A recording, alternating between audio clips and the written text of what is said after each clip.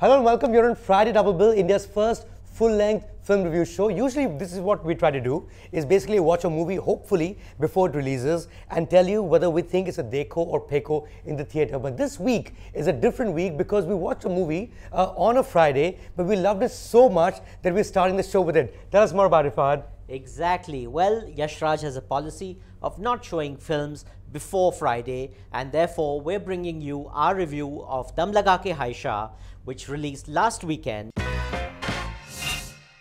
Dum Lagake Haisha, directed by Sharat Katariya, is a small-town family drama placed in Haridwar in Uttar Pradesh. The hero of this film is part of an RSS kind of outfit. His family is going through tough times. The father gets him married off to an overweight girl who is also smarter and more educated than him. The boy thinks he deserves better. The girl still likes him. This film stars, among others, Ayushmann Khurrana, Bhumi Pednekar and Sanjay Mishra. Nostalgia freaks should know is very beautifully set in the early to mid-90s. You know, Mayank, you're talking about nostalgia. I mean, who would have thought that Kumar Sanu is already nostalgia? But yes, the 90s were an extraordinary age, and Sharat Katariya. 20 years ago, you know. Exactly, it is nostalgia, exactly. Well, goes to show how we're aging. But Sharat Katariya, as I was saying, is a wonderful writer, director. He worked on a film with me some time ago, and it's just that wonderful nuance in the writing, the delicately observed small town India that he's captured so beautifully. I don't think I've seen a film that captures that kind of nuance in a long time, and certainly not a Yash Raj film, which is all about artifice. And of course, I mean, the cliches of Switzerland abound, but even when they do the Badlands of UP, you know, there's a certain stylized filmy quality. There is no artifice here. There is beautiful production design. The language, the dialogue is just scintillating. Such throwaway lines. What an extraordinary ensemble cast. You know, after the debacle of Hawaizada, Ayushmann Khurrana is back with a bang, and of course the big revelation, if big is the word I want, is the girl. I mean, she was working as Shanu Sharma, the casting director's assistant, and she gets cast in this film. It's such a wonderful underdog story of this girl, Bhumi Pednekar, who's now, you know, become the toast of the media. What an amazing performance, such a sweet and powerful and strong performance. I was just blown away by the film. I completely agree with you, Fahad, and that's the reason why we decided to, of course, review this film, even though it's not the current release.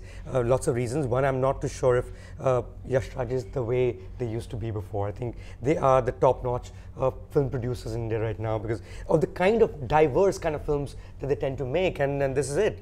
I don't know when this movie was shot. Okay, so I don't know when it was thought about also, but it's just far too close to Aankho Dekhi, I felt, and I've been told that the art director is the same. Then there's Sanjay Mishra, who is Babuji here, or you know, whatever, that the typical father he plays. So I just felt that the only thing that was, you know, sort of not getting along with me in terms of my friendliness to the movie was the fact that it's too close to a movie that I loved so much, which was last year. I think the finest film that we saw last year was Aankho Dekhi, and so there's an element of that. But then you take that and then you take a story which is, you know, which can be set anywhere, but it's set in the 90s, and I love that fact. You know, there's a certain nostalgia that all of us have to whenever we grew up, and you know, we made this point before.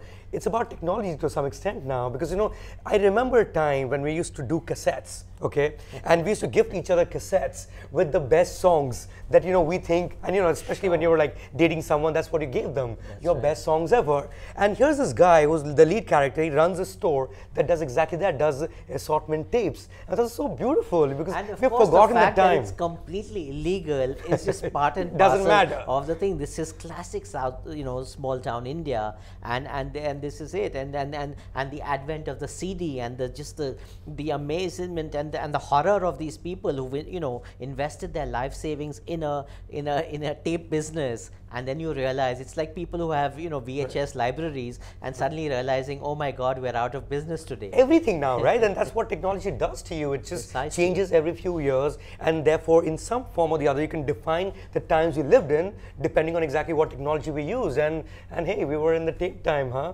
You know, this is a film, Mayank, that has got such marvelous dialogue, as I keep saying, and some of the best lines are throwaway.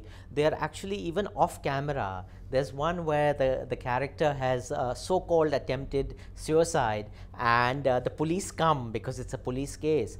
And Sanjay Mishra, the father, is sort of taking away the cop, saying, and he says it off camera, कि मेरा बेटा एक मच्छर भी क्या नहीं मार सकता, वो अपने आप को क्या मारेगा.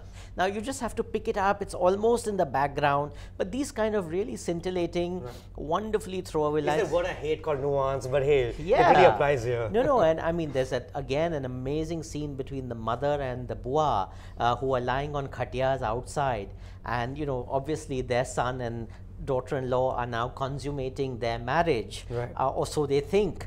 And they're talking about their own sex lives and the desires that were in them when they were youngsters, and they're kind of envying this daughter-in-law for the fact that she now is enjoying the pleasures of the flesh. So it's just such a wonderful moments like this. You don't see this happening. There's nothing remotely lascivious. On the contrary, it's so endearing, and I think this is really the mark of a small film with a huge heart. I think one of the other things that certainly count as my oh my God moment from this film is, given that we are currently being ruled by an RSS political outfit, which is BJP, that's a government in power, and how important is that outfit to us right now. And we rarely see characters who belong to RSS, although it seems, if you go to social media, if you go to bureaucracy, if you go to politics, we see them all over the place. So this is one of those rare films where you see a guy who is actually in an RSS kind of outfit. He's like fully doing his kasrat in the morning and extolling the virtues of the RSS outfit, including the knickers, of course, and doing Kapal Bharti, and saying who are your heroes in life. Shivaji Maharaj, there's Subhash Chandra Bose, and Atal Bihari Vajpayee. Yes. So we rarely see them, and here's this guy who's treated so normally in that setting, because it's really part of the world we live in here. Absolutely. And why is it that we don't see them in our films? In fact, Dharmaputra is one film that I remember where the hero was from the RSS, and that was also directed by Yash Chopra. But yeah, I mean, but it's not treated politically. It's treated as something that happens around us, and I thought that was a great oh my God moment. Obviously, Mayank, there is no question, after how much one has gushed about this film, that this is an emphatic Dekho, theatre mein dekho, jaldi dekho. This is a film that was really not promoted by Yash Raj. The opening day collection was 1 crore. The next day it became 2 crores. The third day it became 3 crores, and it's just really taken off. So it's that little film with a big heart, and it has the might of Yash Raj now to push it. Obviously, critics have loved it, and this is a clear case where a tiny little film can just become a big hit. Well, I completely agree with you, Fahad. I think so far as I'm concerned, as a viewer, all movies don't have to be about the sort of collections they make on the first weekend. This is certainly not one of those, and I'm so glad the fact that it's actually growing with word of mouth. But even if it didn't, I think this is the kind of film that you could discover many years later and still enjoy it, whether on YouTube or a download, since we were talking about technology right before this. But yeah, I mean, it's a kind of film that's very low on plot, I have to say. There's very little going on besides the fact that there's a overweight girl and there's a a guy who doesn't like her, and that they've been forced to get married to each other. So you can't push that too long in that sense. So it's not engaging from that perspective. But as a movie, in terms of things you notice, in terms of things you smile at, in terms of things that you love about any film, which is not always a story, this is one of those. I think you should watch it in the theater for sure.